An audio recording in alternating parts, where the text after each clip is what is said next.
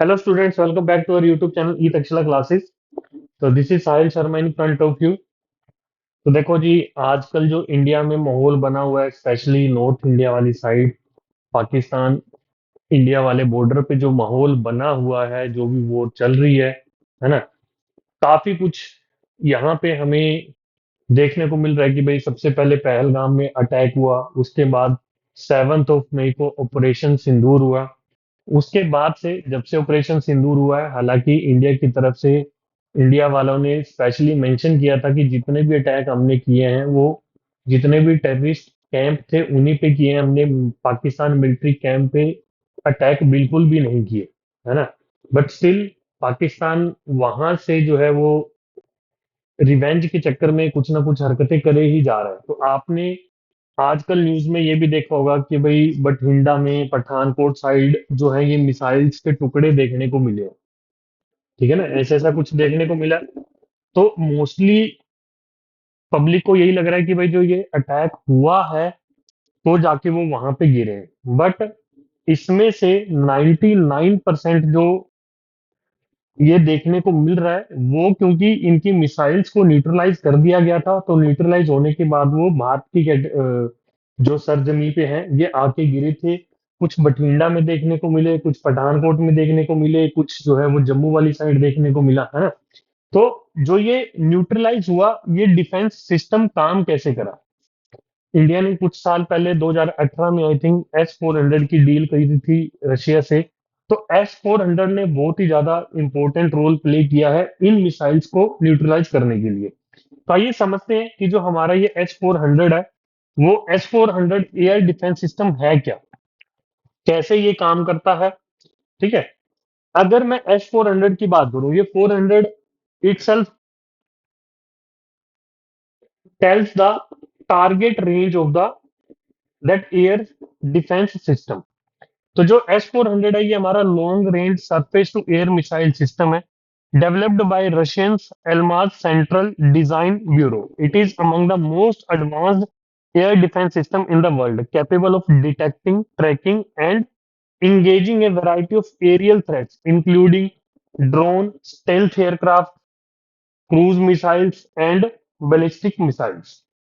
तो जो ये डिफेंस सिस्टम है ये किसी भी चीज को ट्रैक कर सकता है, डिटेक्ट कर सकता है, फिर उसका क्या एरियल रूट है, क्या ट्रेजेक्ट्री है, वो सब कुछ यहाँ पे वो कैलकुलेट करके उसको न्यूट्रलाइज कर सकता है।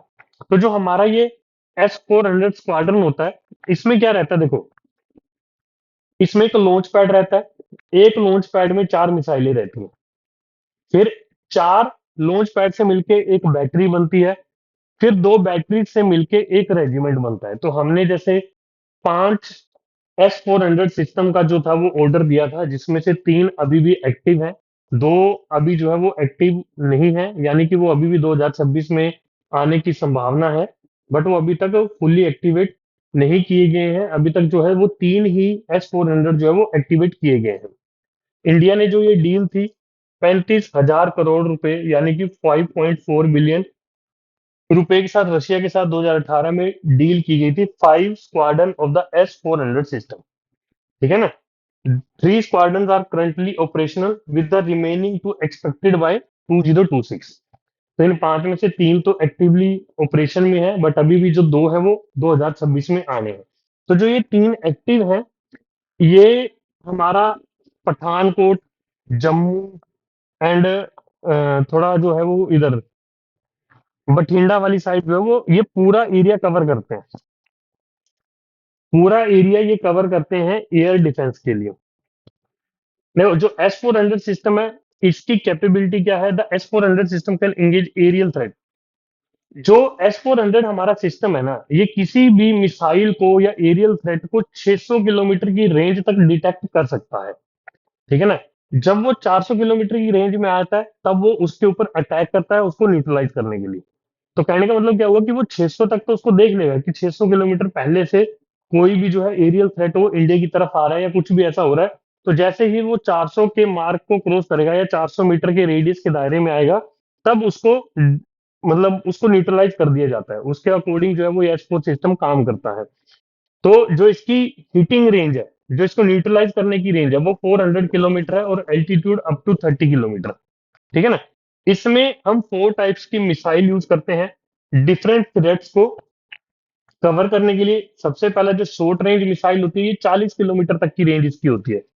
मीडियम रेंज की जो होती है उसकी 120 किलोमीटर तक की रेंज होती है। फिर लॉन्ग रेंज होता है उसका 250 किलोमीटर, और very long range up to 400 kilometre जो है रहता है। ठीक है ना। तो जो ये सिस्टम है, ये 160 टारगेट को एक साथ ट्रैक कर सकता है, और इसकी जो न्यूट्रलाइजिंग पावर है 80% ऑफ द सिस्टम, जो भी हमारा एरियल थ्रेट होगा उसमें से 80 से 100% के बीच में जो है उनको न्यूट्रलाइज कर देता है। देखो इसके साइलेंट फीचर क्या है, जो इनकी मैंने रेंज बताया, जो रेंज मिसाइलें यहाँ पे यूज की जाती है, जैसे 40N6, इसकी रेंज होती है 400 किलोमीटर। फिर हमारे पास एक रहता है 48N6, इसकी रेंज होती है 250 किलोमीटर। फिर एक है 9M96E2, इसकी रेंज हमारे पास है 120 किलोमीटर। 9M96E इसकी रेंज है 40 किलोमीटर। तो जैसे मैंने बताया कि short range, medium range, long range और वेरी लॉन्ग रेंज, तो उसमें 4 टाइप की मिसाइलें यूज होती हैं। उन 4 टाइप की जो मिसाइलों का नाम है वो ये है। ठीक है ना।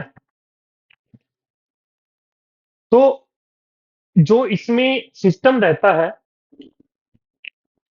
S-400 में, इसमें 4 कंपोनेंट मेन होते हैं। एक तो इसमें रडार सिस्टम होता है, फिर एक फायर टैंक होता है, फिर एक कमांड पोस्ट होती है, और उसके बाद होते हैं लॉन्च पैड। तो यहाँ पे अगर मैं दिखाऊं, जैसे कि हमारे पास सबसे पहले ये रडार सिस्टम रहता है। ठीक है ना। लॉन्ग रेंज रडार सिस्टम ये होता है। ये जो रडार सिस्टम है अप टू 600 किलोमीटर तक किसी भी एरियल थ्रेट को डिटेक्ट कर लेता है। ठीक है ना। उसको डिटेक्ट करने के बाद ये फायर ट्रक होता है। तो डिटेक्ट करने के बाद भाई वो ये फायर ट्रक को बोल देता है कि भाई हाँ, कोई जो एरियल थ्रेट है वो हमारे पास आ रहा है। हालांकि ये 600 किलोमीटर तक तो ट्रैक करता है, डिटेक्ट करता है। जैसे ही वो 400 किलोमीटर के दायरे में आता है, तब ये कमांड देता है, या फायर ट्रक को वो बता देता है कि भाई हाँ, ऐसा ऐसा कुछ है, जो एरियल थ्रेट है वो हमारी तरफ आ रहा है।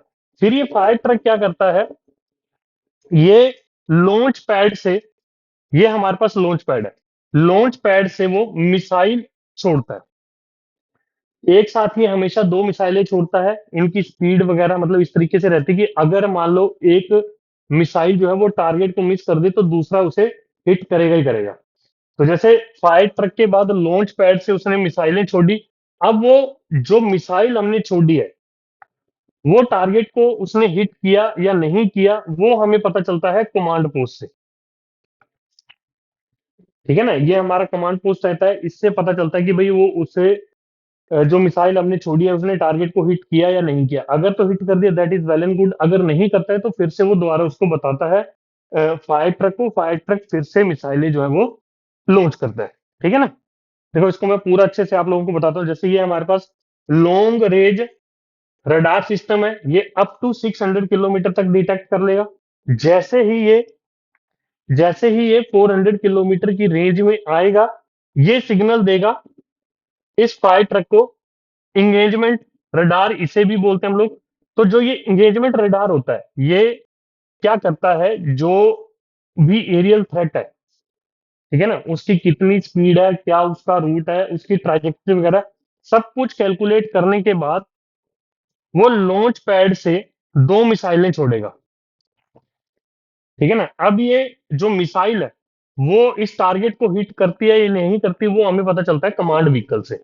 इन केस वैसे तो वो 2 मिसाइलें छोड़ेगा, अगर एक मिस हो जाता है तो दूसरी उसे हिट करती है। इन केस अगर वो भी मिस हो जाती है तो ये फिर से इसे बताता है, या फिर से यहाँ पे जो है वो हमारा लॉन्च पैड मिसाइल छोड़ता है। अच्छा, एक चीज और होती है, जैसे जो ये मिसाइलें छोड़ी जाती है, इनकी जो स्पीड होती है ना वो 15 मैक होती है। ठीक है। ये अपर लेवल के यूनिट होते हैं स्पीड को मेजर करने के। बट अगर मैं इन शॉर्ट बताऊं तो जो ये मिसाइल है, इस मिसाइल की जो स्पीड है अप्रोक्सीमेट 5 किलोमीटर पर सेकेंड रहती है। इस मिसाइल की जो स्पीड है वो अप्रोक्सीमेट 5 किलोमीटर पर सेकंड रहती है, मतलब कि 1 सेकंड में वो 5 किलोमीटर का डिस्टेंस कवर करता है। और जो हमारे स्टिल्थ एयरक्राफ्ट है या कोई भी जहाज वगैरह है, उनकी स्पीड इतनी हाई नहीं होती। अभी तक मैक्सिमम जो स्पीड देखी गई है वो आई थिंक 3 मैक या पर सेकंड, यानी कि 1 किलोमीटर पर सेकंड। अगर मैं ज्यादा से ज्यादा अब नई टेक्नोलॉजी का देख भी लो तो हद मार के जो है वो 2 किलोमीटर पर सेकंड की स्पीड होगी, इससे ज्यादा स्पीड इसकी नहीं होती, ठीक है ना। तो हमारा जो ये रडार सिस्टम है या डिफेंस सिस्टम है, इसको दूर से डिटेक्ट कर लेगा। इसकी स्पीड ऑलरेडी स्लो होगी, इसकी स्पीड ज्यादा भी होगी, ये इसको मान लो मिस कर भी देता है, तब भी हमारे पास इनफ टाइम होता है उसको दोबारा न्यूट्रलाइज करने का, ठीक है। देखो ये सारा जो हमारा सिस्टम होता है, ये ऐसा नहीं कि भाई एक जगह फिक्स हो जाता है, इसको हम लोग मूव कर सकते हैं। अच्छा, इसको एक चीज और होती है, जैसे मैंने बताया कि यहाँ पे हमारे पास पहले ये रडार सिस्टम होगा। रडार सिस्टम जो है वो इंगेज्ड या फायर ट्रक को सिग्नल देगा। अब जो ये इंगेज्ड फायर ट्रक है ना, उसके बाद ये लॉन्च पैड से जो है वो मिसाइल्स को लॉन्च करेगा। जो ये लॉन्च पैड होते हैं ना, जरूरी नहीं कि भाई एक ही जगह होंगे। ये लॉन्च पैड जो हमारे होते हैं वो अलग अलग जगह हो सकते हैं, ठीक है ना। मान लो ये 4 5 कहीं पे भी ये लॉन्च पैड हो सकते हैं।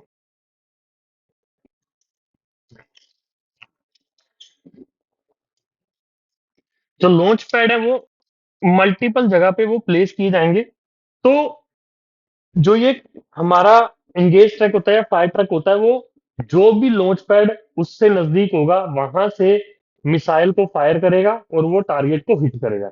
अगर टारगेट को हिट करता है नहीं करता, उसके लिए हमारे पास कमांड वैन होती है, कमांड व्हीकल होता है। तो उस कमांड व्हीकल से हमें सब कुछ पता चलता है कि भाई जो है वो उसे हिट किया या नहीं किया, ठीक है ना। उसके बाद जो ये S-400 है, ये और भी कंट्रीज के पास है, बट अगर मैं बात करूं कि मोस्ट एडवांस फीचर्स के साथ जो S-400 है वो इंडिया के पास ही है। तो जो इसका लेटेस्ट वर्जन जब हमने लिया था, तो इसका लेटेस्ट वर्जन ही इंडिया के पास आया था। बाकी कंट्रीज के पास इसका लेटेस्ट वर्जन नहीं है, बट अगर मैं बात करूं सबसे अपडेटेड और लेटेस्ट वर्जन, तो वो इंडिया के पास ही है। इंडिया के अलावा अल्जीरिया, बेलारूस,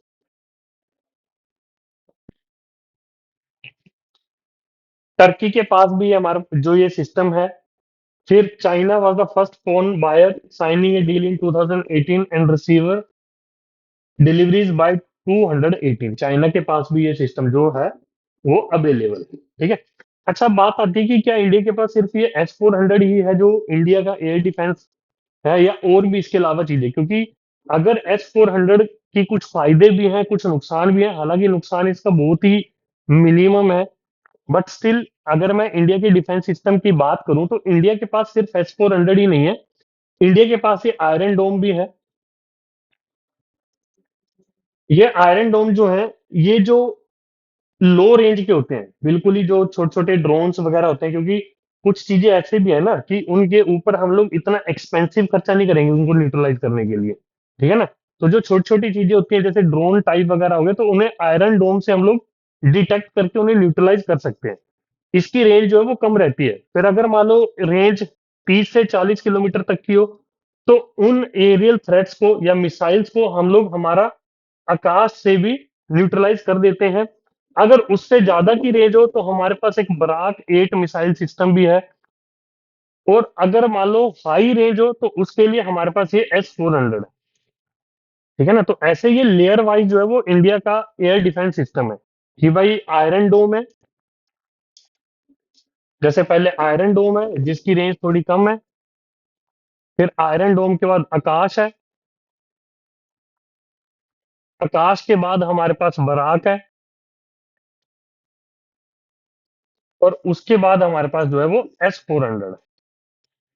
तो मतलब कि आप यूं समझ सकते हो कि भाई ये 4 लेयर डिफेंस सिस्टम इंडिया के पास ऑलरेडी प्रेजेंट है, ठीक है ना। आई होप ये इंफॉर्मेशनल वीडियो आपको अच्छी लगी होगी, आपको समझ आया होगा कि कैसे इंडिया का एयर डिफेंस जो है वो काम कर रहा है। सो आई होप दिस विल,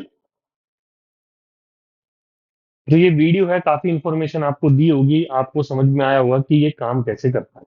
तो चलिए मिलते हैं नेक्स्ट वीडियो में, तब तक के लिए जय हिंद।